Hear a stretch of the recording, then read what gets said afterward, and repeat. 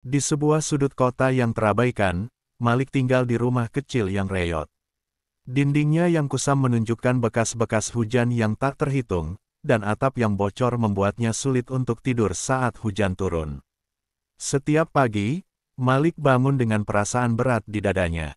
Usianya yang hampir 50 tahun seharusnya membawa kebijaksanaan, namun ia merasa terjebak dalam rutinitas yang monoton dan menyedihkan. Malik tidak memiliki pekerjaan tetap. Sehari-harinya, ia mengandalkan belas kasihan tetangga dan kerabat untuk memenuhi kebutuhan hidup. Kadang, ia membantu mereka yang membutuhkan tenaga, seperti mencuci pakaian atau membersihkan halaman. Namun, setiap kali ia berharap mendapatkan sedikit uang, harapannya selalu pupus. Suatu pagi, setelah menunggu seharian tanpa ada pekerjaan, Malik duduk di pinggir jalan dengan perut keroncongan. Ia melihat anak-anak bermain, tertawa riang, dan merasakan seberkas rasa cemburu. Seandainya aku bisa kembali ke masa itu, gumamnya dalam hati. Ia merasa hidupnya sia-sia, terjebak dalam lingkaran kemiskinan yang tak ada ujungnya. Saat sore menjelang, Malik melangkah ke sebuah warung kopi. Di sana, ia sering mendengar gosip dan cerita dari orang-orang yang datang. Malam itu, suasana di warung terasa berbeda. Sekelompok pria sedang membicarakan kekayaan dan keberuntungan yang tiba-tiba datang kepada seseorang. Salah satu dari mereka menyebut nama Danang Sendang, sebuah tempat mistis yang konon bisa mengubah nasib seseorang. Pikiran tentang Danang Sendang terus menghantui Malik. Ia mendengar bahwa tempat itu memiliki kekuatan untuk memberikan rezeki bagi mereka yang berani mengambil risiko. Di tengah keputusasaannya, ia merasa ada harapan baru muncul. Dengan langkah tegap, meski hati berdebar, Malik memutuskan untuk mencari tahu lebih lanjut tentang tempat itu. Malam itu, ia mengumpulkan keberanian dan berjalan menuju Danang Sendang. Dalam perjalanan, suasana semakin gelap dan sunyi. Hanya suara langkah kakinya yang terdengar, menambah rasa cemas di hati. Ketika ia tiba di lokasi yang dimaksud, ia melihat sekelompok orang berkumpul, dengan wajah-wajah yang penuh harap dan ketakutan. Di tengah kerumunan, Malik bertemu dengan seorang dukun yang dikenal sebagai sosok yang memiliki kemampuan gaib. Dukun itu menjelaskan bahwa untuk mendapatkan kekayaan, seseorang harus melakukan ritual tertentu. Kau harus mengorbankan sesuatu yang berharga untuk mendapatkan yang lebih berharga, katanya dengan nada misterius. Malik mendengar penjelasan itu dengan seksama. Dukun itu mengisyaratkan bahwa tumbal yang dibutuhkan adalah seekor anak ayam, simbol kesucian yang akan menarik keberuntungan. Dalam hati, Malik merasakan ketegangan. Ia tahu bahwa langkah ini bisa menjadi keputusan terpenting dalam hidupnya.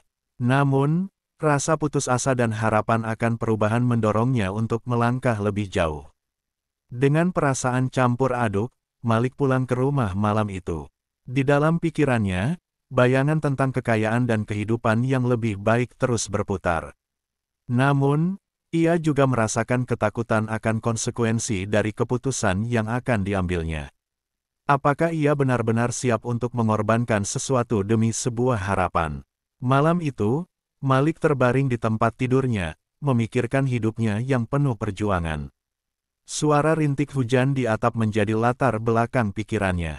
Ia terjaga hingga larut malam, berjuang antara harapan dan ketakutan, antara keputusasaan dan keinginan untuk mengubah nasib. Ketika pagi menjelang, Malik tahu ia harus mengambil keputusan. Dengan tekad yang baru, ia memutuskan untuk pergi ke pasar, membeli anak ayam, dan melaksanakan ritual yang dijanjikan. Dalam hati, ia berharap ini adalah kesempatan terakhirnya untuk keluar dari kegelapan hidup yang selama ini membelenggu. Setelah malam yang penuh pemikiran dan keraguan, Malik bangun dengan tekad yang baru. Perasaannya campur aduk, antara harapan dan ketakutan. Ia tahu bahwa membeli anak ayam dan melaksanakan ritual di Danang Sendang adalah langkah yang akan mengubah hidupnya selamanya. Dengan langkah mantap, Malik pergi ke pasar. Suara riuh pasar yang ramai membuatnya merasa sedikit lebih bersemangat. Di pasar, Malik melihat berbagai macam barang dagangan. Aroma ikan segar dan sayuran yang baru dipanen memenuhi udara.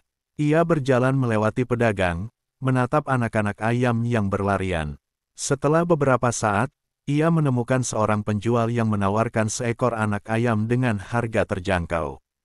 Dengan hati-hati, Malik mengeluarkan uang sisa yang ia miliki dan membeli anak ayam tersebut. Malam itu, Malik kembali ke Danang Sendang, membawa anak ayam di dalam tas. Ia merasakan ketegangan yang menyelimuti jiwanya. Suasana di sana lebih mencekam dibandingkan sebelumnya. Bulan bersinar redup di balik awan, dan suara angin seolah berbisik menandakan sesuatu yang mistis. Setiba di lokasi ritual, Malik melihat dukun yang sama menunggu. Dukun itu tersenyum sinis, seolah mengetahui semua keraguan dan ketakutan yang Malik rasakan. "Kau sudah siap?" tanyanya. Malik mengangguk, meski hatinya bergetar. Dukun mulai memimpin ritual, dan Malik diminta untuk mengucapkan mantra yang sudah diajarkan. Dengan suara bergetar, Malik mengikuti setiap kata. Ketika ia mengangkat anak ayam dan mengorbankannya, suara jeritan anak ayam mengisi malam yang sunyi. Seketika, Malik merasakan sesuatu yang aneh, seolah energi gelap mengalir di sekelilingnya. Setelah ritual selesai, Malik pulang dengan perasaan campur aduk. Ia merasa ada yang berubah, meski tidak tahu pasti apa yang akan terjadi. Keesokan harinya, saat ia membuka toko dagangannya, sesuatu yang luar biasa terjadi. Pelanggan berdatangan satu persatu, membeli barang-barang yang sebelumnya sulit terjual. Dalam waktu singkat, penjualan Malik meningkat pesat. Ia mulai menjual dagangannya dengan harga yang lebih tinggi, dan keuntungan pun mengalir deras. Setiap hari, Malik merasa lebih berkuasa, seolah dunia ini berada di telapak tangannya. Ia mulai percaya bahwa ritual yang dilakukannya benar-benar berhasil. Dengan kekayaan yang baru diraihnya, Malik merasakan perubahan yang drastis dalam hidupnya. Ia membeli pakaian baru, memperbaiki rumahnya, dan bahkan mengundang kerabat untuk merayakan keberuntungannya. Para tetangga yang dulu meremehkannya kini mulai menghormatinya. Kesenangan dan euforia mengalir dalam hidupnya, menutupi semua ketakutan yang dulu menghantuinya. Namun, di balik kebahagiaan itu, Malik merasakan sesuatu yang aneh. Setiap malam, ia terbangun dari tidur dengan keringat dingin, dikejar oleh bayangan yang tidak bisa ia lihat. Suara jeritan anak ayam yang ia korbankan terus terngiang di telinganya, tetapi ia berusaha mengabaikannya. Keberhasilan ini adalah apa yang ia inginkan, atau setidaknya itulah yang ia yakini. Seiring waktu, meskipun kekayaannya terus bertambah, Malik mulai merasakan ketidaknyamanan yang tak terjelaskan. Ia sering melihat sosok bayangan di sudut-sudut rumahnya, terutama saat malam tiba. Suara-suara aneh, seperti desisan dan tawa anak-anak, sering terdengar di telinganya. Rasa cemas mulai menghantuinya, tetapi ia menolak untuk percaya bahwa itu adalah akibat dari ritual yang dilakukannya. Malik mulai menjauh dari orang-orang terdekatnya. Ia merasa terasing, meskipun dikelilingi oleh kekayaan. Dalam hatinya, ia tahu bahwa ada sesuatu yang salah, tetapi kesenangan yang ia rasakan membuatnya enggan untuk mencari tahu lebih dalam. Ia tidak ingin kehilangan segala sesuatu yang telah ia peroleh. Seiring berjalannya waktu, Malik menikmati hidup barunya sebagai pedagang sukses.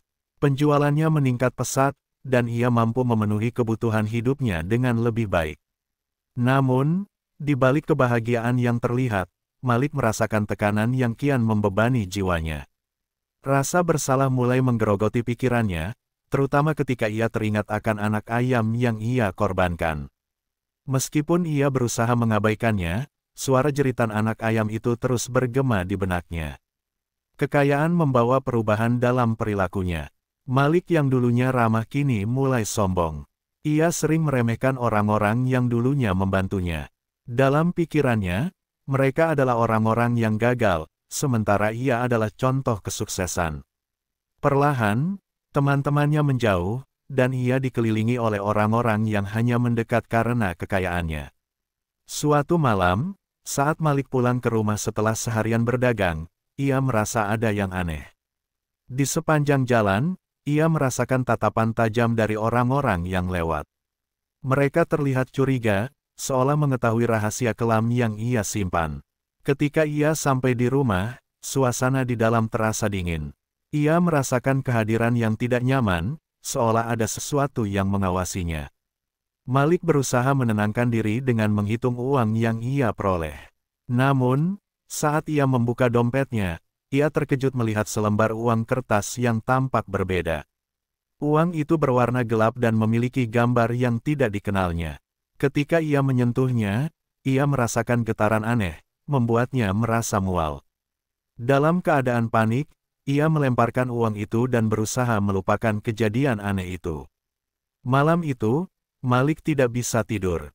Ia terbangun berkali-kali, merasakan ketidaknyamanan di sekelilingnya. Suara tawa anak-anak yang tidak terlihat terdengar jelas di telinganya. Ia berusaha meyakinkan diri bahwa semua itu hanyalah ilusi, tetapi rasa takut semakin menggerogoti hatinya. Ketika ia menyalakan lampu, bayangan hitam melintas di sudut kamar. Seakan ada sesuatu yang menunggu untuk menariknya kembali ke kegelapan. Di tengah ketakutan itu, Malik merasa terjebak. Ia mencari cara untuk menghapus rasa bersalah yang ia rasakan, tetapi semakin ia berusaha, semakin dalam ia terjerumus. Ia mulai menghindari tempat-tempat ramai dan lebih memilih untuk mengurung diri di rumah. Setiap kali ada suara di luar, hatinya berdegup kencang, seolah-olah sesuatu yang buruk akan terjadi. Suatu malam, saat Malik duduk sendirian di ruang tamu, ia mendengar ketukan lembut di pintu. Dengan rasa penasaran, ia membuka pintu dan melihat seorang wanita tua, mengenakan pakaian sederhana. "Anakku, aku datang untuk memperingatkanmu," katanya dengan suara lembut. Malik merasa ada sesuatu yang akrab dalam diri wanita itu, tetapi ia tidak bisa mengingat siapa dia. Wanita itu melanjutkan, "Kekayaan yang kau cari telah membawa malapetaka. Mereka yang kau korbankan tidak akan membiarkanmu pergi begitu saja. Kau harus membayar harga yang lebih mahal." Malik merasa jantungnya berdegup kencang. Ia tahu bahwa kata-kata itu adalah peringatan, tetapi egonya menolak untuk menerima kenyataan. Setelah pertemuan itu, Malik semakin tertekan. Ia tidak bisa mengabaikan peringatan wanita tua itu. Ia berusaha kembali ke Danang Sendang, berharap bisa membatalkan ritual yang telah dilakukannya. Namun, saat ia tiba, tempat itu tampak sepi dan mencekam. Dukun yang membimbing ritual tidak terlihat, dan suasana terasa semakin gelap. Dalam pencariannya, Malik bertemu dengan beberapa orang yang juga mencari kekayaan dengan cara yang sama. Mereka berbagi cerita tentang bagaimana kekayaan mereka datang dengan harga yang sangat mahal. Beberapa dari mereka bahkan menyebutkan tentang kehilangan orang-orang terkasih akibat keserakahan. Semakin banyak kisah yang Malik dengar, semakin dalam ia merasakan penyesalan. Akhirnya, Malik menemukan dukun yang pernah mengajarinya ritual. Dukun itu duduk di bawah pohon besar, tampak tenang meski suasana di sekelilingnya sangat menakutkan. "Kau kembali?" "Ya," tanyanya dengan nada sinis. Malik merasa marah dan putus asa. "Aku ingin membatalkan semua ini. Aku tidak bisa hidup dalam ketakutan lagi," teriaknya. Dukun itu hanya tersenyum. "Kau tidak bisa kembali setelah langkah yang kau ambil. Kau terikat pada janji yang telah kau buat. Untuk menghapusnya, kau harus memberikan sesuatu yang lebih berharga daripada sekadar anak ayam." Malik merasa terjebak antara harapan dan keputusasaan. Ia tahu bahwa dia harus menghadapi konsekuensi dari tindakannya, tetapi ia tidak tahu sejauh mana ia harus melangkah. Hari-hari berlalu, dan Malik semakin terjebak dalam rutinitas hidup yang dipenuhi dengan kesuksesan yang mengerikan. Meski ia terlihat bahagia di luar, hatinya dipenuhi dengan rasa cemas dan ketakutan. Suara jeritan anak ayam dan tawa anak-anak yang tidak terlihat terus menghantuinya. Setiap malam, Malik terbangun dari tidur dengan keringat dingin, merasakan kehadiran yang tidak nyaman di sekelilingnya. Dengan kekayaan yang terus bertambah, Malik mulai mengisolasi diri. Ia enggan berinteraksi dengan teman-temannya dan menjauh dari kerabat yang pernah membantunya. Dalam pikirannya, ia percaya bahwa mereka hanya mendekat karena ingin memanfaatkan kekayaannya. Rasa curiga dan paranoia semakin menggerogoti jiwanya. Ia merasa seolah-olah dunia di sekelilingnya hanya menunggu kesempatan untuk menjatuhkannya. Suatu malam, Malik menerima telepon dari seorang teman lama, Budi, yang ingin menjenguknya. Malik merasa tertekan dengan kehadiran Budi, tetapi ia tidak bisa menolak. Ketika Budi tiba, ia terkejut melihat perubahan pada diri Malik. "Kau terlihat berbeda, Malik. Apa yang terjadi?" tanyanya dengan khawatir. Malik berusaha tersenyum dan menjawab, "Tidak ada yang salah. Aku hanya sibuk dengan bisnis." Namun, Budi bisa merasakan ketegangan dalam suara Malik. Mereka berbincang-bincang sejenak, tetapi Malik merasa semakin tidak nyaman. Akhirnya, Budi bertanya tentang kekayaan yang Malik peroleh. "Apakah semua ini benar-benar membuatmu bahagia?" tanyanya, menatap Malik dengan tajam. Kata-kata itu membuat Malik terdiam. Dalam hatinya, ia tahu bahwa ia tidak bahagia. Namun, ia tidak bisa mengakuinya. "Kekayaan ini adalah apa yang aku inginkan," jawabnya, meskipun ia tahu itu bukan kebenaran sepenuhnya. Setelah Budi pergi, Malik merasa lebih tertekan. Ia duduk sendirian di ruang tamunya, dikelilingi oleh barang-barang mahal yang tidak berarti baginya. Tiba-tiba, ia mendengar suara ketukan di pintu. Dengan rasa cemas, ia membuka pintu dan melihat seorang wanita tua yang sama yang pernah memberinya peringatan sebelumnya. "Kau tidak belajar dari kesalahanmu, iya?" tanyanya dengan nada sinis. Malik merasa marah dan bingung. "Apa yang kau inginkan dariku?" teriaknya. Wanita itu menatapnya dengan tajam. "Kau harus membayar harga dari kekayaan ini. Mereka yang kau korbankan tidak akan membiarkanmu pergi dengan mudah." Setelah mengucapkan kata-kata itu, wanita tua itu menghilang ke dalam kegelapan malam. Ketika malam tiba, Malik tidak bisa tidur. Ia teringat akan anak-anak yang sering dilihatnya bermain di dekat rumah. Suara tawa mereka kini terasa menyakitkan. Dalam mimpinya, ia melihat bayangan anak ayam yang ia korbankan, diikuti oleh sosok-sosok anak kecil yang menatapnya dengan matanya yang kosong. "Kau sudah mengambil kami, Malik," bisik salah satu dari mereka. "Sekarang saatnya membayar." Ketika Malik terbangun, ia merasa tercekik oleh ketakutan. Ia mencoba mengabaikan mimpi itu, tetapi suara-suara aneh terus mengganggunya. Dalam keadaan panik, ia memutuskan untuk kembali ke Danang Sendang, berharap bisa menemukan dukun dan membatalkan ritual yang telah dilakukannya. Malam itu, Malik bergegas menuju Danang Sendang. Ketika ia tiba, tempat itu tampak lebih menyeramkan daripada sebelumnya. Suasana mencekam menyelimuti, dan ia merasa seolah ada yang mengawasinya. Malik menemukan dukun di bawah pohon besar, tetapi wajah dukun itu tidak menunjukkan keramahan seperti sebelumnya. "Daku datang untuk membatalkan ritual," Malik memohon. "Aku tidak bisa hidup dalam ketakutan seperti ini." Dukun itu tertawa sinis. "Kau ingin membatalkan sesuatu yang sudah kau pilih. Ini bukan permainan, Malik. Kau harus membayar dengan sesuatu yang lebih berharga." Dukun itu menjelaskan bahwa untuk membatalkan pesugihan, Malik harus memberikan tumbal yang lebih besar, sesuatu yang sangat berharga baginya. Malik merasa panik. Apa yang bisa ia korbankan? Dalam pikirannya, ia teringat akan keluarganya. "Aku tidak bisa mengorbankan keluargaku," teriaknya. Tetapi dukun itu hanya tersenyum. "Jika kau tidak membayar dengan benar, mereka yang kau korbankan akan datang untuk menuntut." Peringatannya terdengar tegas. Malik merasakan ketakutan yang mendalam. Ia tahu bahwa ia terjebak dalam permainan yang tidak bisa ia menangkan.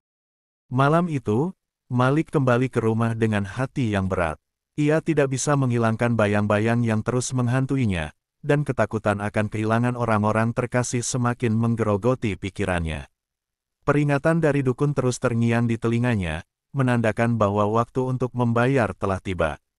Semua yang ia miliki terasa tidak berarti jika ia harus mengorbankan orang-orang yang dicintainya. Malik memutuskan untuk menghubungi keluarganya. Ia ingin melihat mereka, berbicara, dan berbagi cerita. Ia merasa sangat merindukan kehangatan yang dulu ada di rumahnya, sebelum semua kekayaan ini datang. Namun, saat ia mengangkat telepon, rasa takut kembali menyergap. Ia tidak ingin mereka terlibat dalam masalah yang ia ciptakan. Keesokan harinya, Malik mendengar kabar buruk. Salah satu kerabat terdekatnya, Budi, mengalami kecelakaan saat dalam perjalanan untuk menemuinya. Malik merasa seolah dunia di sekelilingnya runtuh. Rasa bersalah menyelimutinya, apakah semua ini terjadi karena pilihannya? Dalam kesedihan mendalam, ia merasakan ketidakadilan dari hidupnya. Ia merasa seolah sesuatu yang lebih besar sedang mempermainkannya. Di tengah kesedihan itu, suara-suara anak-anak yang hilang semakin keras. Mereka seolah menuntut balas. Malik berusaha untuk tidak mendengar, tetapi rasa bersalah semakin menghimpitnya. Ia merasa terjebak dalam siklus yang tidak bisa ia hentikan. Dalam keadaan putus asa, Malik kembali menemui dukun. Ia berharap ada cara untuk menyelamatkan Budi dan membebaskan dirinya dari kutukan ini. Namun, saat ia tiba di Danang Sendang, suasana semakin mencekam. Dukun itu menunggu dengan tatapan tajam. "Kau datang lagi?" "Iya." "Kau tidak belajar dari kesalahanmu," katanya dengan nada mengejek. Malik merasakan ketakutan yang mendalam. "Ada cara untuk menyelamatkan Budi, bukan? Tolong, aku tidak bisa kehilangan dia," teriaknya. Dukun itu menggelengkan kepala. "Kau sudah terikat. Untuk menghapus kutukan, kau harus memberikan sesuatu yang lebih berharga, sesuatu yang benar-benar kau cintai." Malik terdiam. Apa yang lebih berharga daripada nyawa orang yang dicintainya?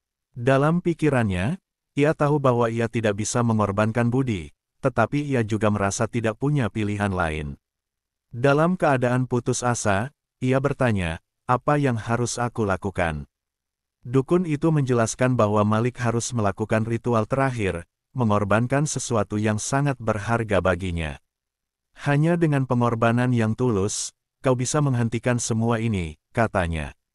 Malik merasa terjepit. Ia tahu bahwa ia tidak bisa kehilangan lebih banyak orang.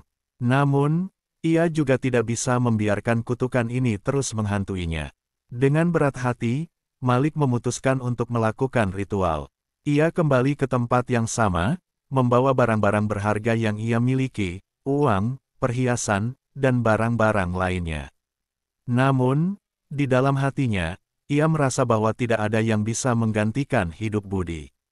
Malam itu, Malik melakukan ritual di Danang Sendang.